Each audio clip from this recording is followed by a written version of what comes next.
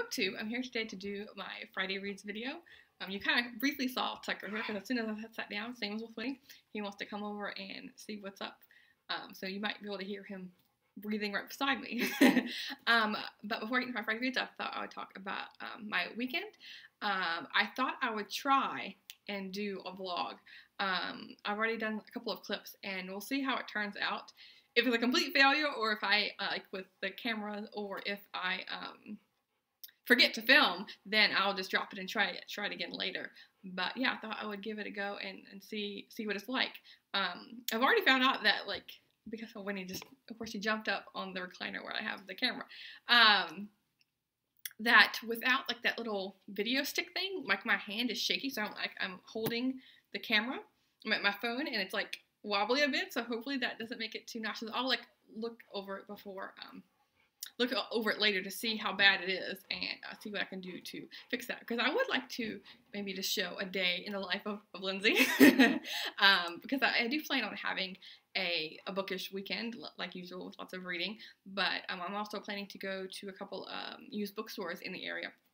When the BookTube Prize meetup, we all got together. We went to predominantly new bookstores, and but I mainly, when I do buy books, I tend to get used books because I can get more for my money. And so I thought I would look in the area and see what we have here. And so yeah, it'd be a nice time to do a vlog, because then I can showcase some of the bookstores in the area. And yeah, I always like watching videos with bookstores and just to see what it's like in different cities. But yeah, besides that, I'm not sure what else we're gonna do. I know I do want to. I know it's not yet Thanksgiving, but I do want to go ahead and get like a Christmas tree and decorations and have all that ready, and maybe decorate over the weekend, because it's getting dark outside, and I always like having the lights, even the Christmas lights, Christmas tree lights and all that up, because it makes it more cheery and more cozy at night. And so yeah, in the vlog I might show that if we go get decorations and a tree, because when we moved across country, we we had limited space. There's only so much you can put in a U-Haul. And so we had to get rid of our Christmas tree, and so we'll have to purchase one. And yes, that'd be a nice thing to do over the weekend.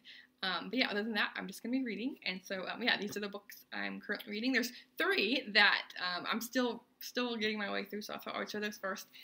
This is The Portable 19th Century African American Women Writers, edited by Hollis Robbins and Henry Louis Gates, Jr. And I'm like, I don't know, like 2/3 of the way in. This much left, and right now in the portion of the book of like abolitionists and women writers who are it's showing some of their short stories and their fiction at the time, like some of the few that were able to be published, and also in some of the African American newspapers. And then once I get through that section, the other part I'm working in this weekend is it's called Women Writing to Other Women, to try and like convince them that they want to, they should join the cause, and that it's actually going to be successful in getting African American rights and women's rights. Like, there is some momentum there, because some people were, same as with the women's suffragette movement, how some women didn't want to participate in that they wanted to stay with tradition and just have male voters. Same thing with this, where some people were like, things are fine as is. So so this part is going to be women trying to cajole people to share in their movement. And I like it's not just talking to other African American women. It's going to be talking probably to, I haven't gotten to that part yet, but I'm assuming we're talking to white women as well, to kind of like correlate together in this movement. And then the other short story collection I'm working my way through is The Best American Science and Nature Writing, and this is edited by Cy Montgomery. It's the 2019 version, and I have this much left. I'm just, I don't know if you can see that on camera. Yeah, it still can be kind of depressing. Like yesterday I read a story about a right whale, and Wendy's just knocking these over here on her chair. I wish I could like maybe I'll turn it over so you can see her. She's just staring right at me. But yeah, so it's about a right whale who it talks about how they live right close to the shore on the eastern seaboard of the Atlantic Ocean, and how their they're just like polluted with all of these chemicals, and how they're constantly getting caught up in the nets. And there's one whale in particular that's just identified by a number that tells its story of being like wrapped up in this wire for months before it's like slowly dying, and it's the bones of it are kept in a museum.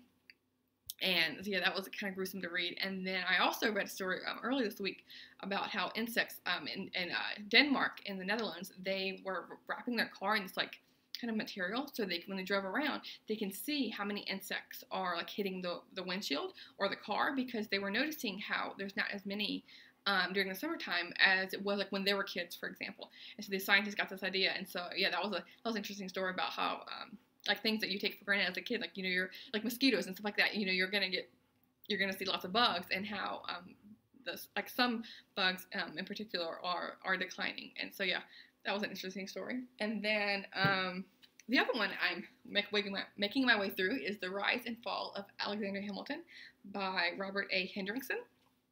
And like I mentioned, I think my Sunday wrap up, how I wanted to read this last weekend in its entirety, but it's too heavy, and the font is really, really small, and so I physically couldn't do it. And so I'm slowly making my way through. I'm almost halfway through now. I've been reading a chapter a day, and then probably since the weekend I have time off, I'm going to probably do 2 or 3 chapters each day to be able to finish by the end of the month. And so right now I'm in 1789, and Hamilton has kind of gotten to his peak of power.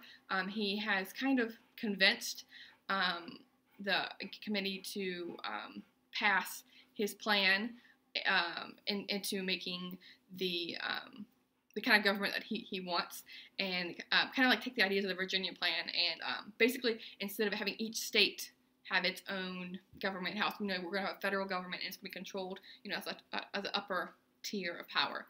And so yeah, I just finished that part. So now he's working with George Washington as the president. He is working as the treasurer and Department of Treasury, and yeah. So but other than that, it's very political, and yeah, I'm learning lots about him. I don't particularly like Hamilton, but he definitely had his fingertips in a lot of different things, and so that's been very interesting to read about.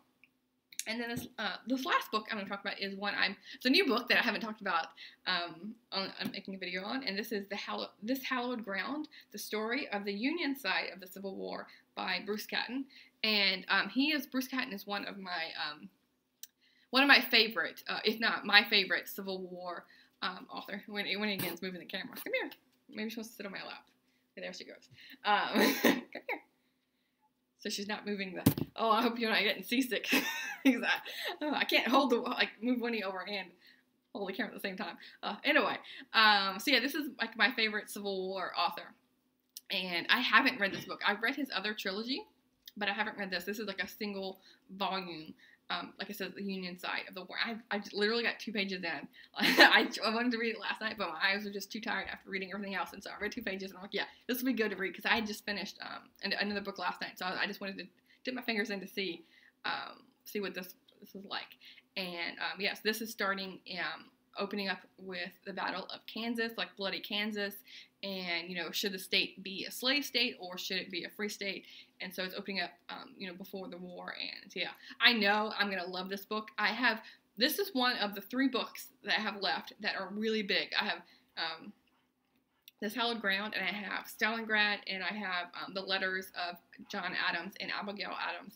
They're like well over 500 pages. So of the 3, this is going to be my priority, and I'll probably get to 1 more. I'm not sure if I'll get to all 3, like big chunkers, when I have so little time left in the month, but we'll see. Yeah, I'm trying to read as much as I can for Nonfiction November. And I just want to stretch Nonfiction November out. I'm sure all of us do. Like you don't want the month to end, because then the year's gonna end, and yeah, just time goes by so fast when you're having fun, and yeah, you're super busy. But yeah, if I don't get to one of them, then I will just roll it into December and finish it up then. But yeah, let me know what you're gonna plan to be reading over the weekend, and what some of your weekend plans would be. I am going to be sitting probably here petting the Winnie cat for a while, because she's just so cute. She hates her face being touched, but I'm like, I just want to show her these eyes. She's just like, she's mesmerizing. Okay, thanks. See you soon, book 2.